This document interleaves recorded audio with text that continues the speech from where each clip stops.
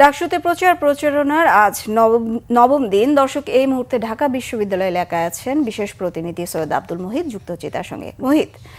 মুহিত, ডাকসু নির্বাচনে তো আইনি আর কোনো বাধা থাকলো না, তো শিক্ষার্থীরা এ ব্যাপারে কি বলছেন আর ক্যাম্পাসের পরিস্থিতি আপনি কেমন দেখছেন? বিপাশা, আপনাকে একটু বলে রাখি যে আজকে সকাল থেকেই সূর্যের তপ্ত উত্তাপ, অসহনীয় গরমে যারা প্রার্থী, ডাকসু নির্বাচনের প্রার্থী, তারা বেশ খানিকটা বিপাকে। সকাল থেকেই তারা যেমন তাদের পদের জন্য তারা যেমন শিক্ষার্থীদের কাছে যাচ্ছেন, ভোট প্রার্থনা করছেন, আগামীতে নির্বাচিত হলে তারা কি করবেন সে ধরনের প্রতিশ্রুতি দিচ্ছেন। এটা এক ধরনের গরমের মধ্যেই, অসহনীয় গরমের মধ্যেই তারা সেই প্রচারণা চালিয়ে যাচ্ছেন। এক ধরনের আশঙ্কা ছিল যে আগামী 9 সেপ্টেম্বর ডাকসু নির্বাচন হবে কিনা বা পেছাবে কিনা। উচ্চ আদালতের আদেশে সেই অচল অবস্থা কেটে গেছে।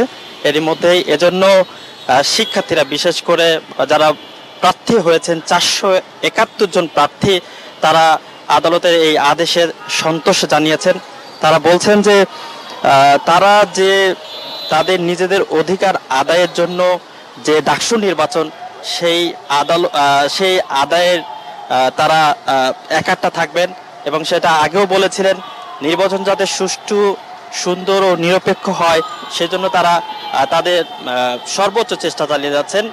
আপনাকে বলে রাখি, সার্বিক নির্বাচন নিয়ে ছাত্রদলের পক্ষ থেকে চিফ রিটার্নিং কর্মকর্তার সঙ্গে বৈঠক হয়েছে। তারাও বলেছেন নির্বাচন যাতে অবাধ, নিরপেক্ষ, সুষ্ঠু হয় এবং যারা ভোটার রয়েছেন তারা যেন নির্বিঘ্নে ভোট দিতে পারেন, অংশগ্রহণমূলক হয়, উৎসবমুখর হয়, তা যেন নিশ্চিত করে সেটি তারা বলেছেন।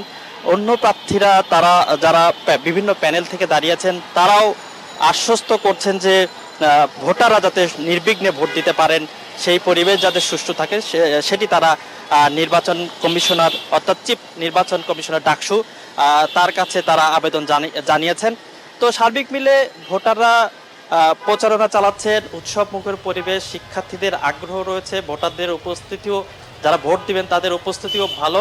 সব মিলিয়ে এখন পর্যন্ত এই ঢাকা বিশ্ববিদ্যালয়ের নির্বাচনী প্রচারণায় সর্বশেষ অবস্থা। আরও পরবর্তীতে কোনো তথ্য পেলে সেটি জানিয়ে দেওয়ার চেষ্টা করব।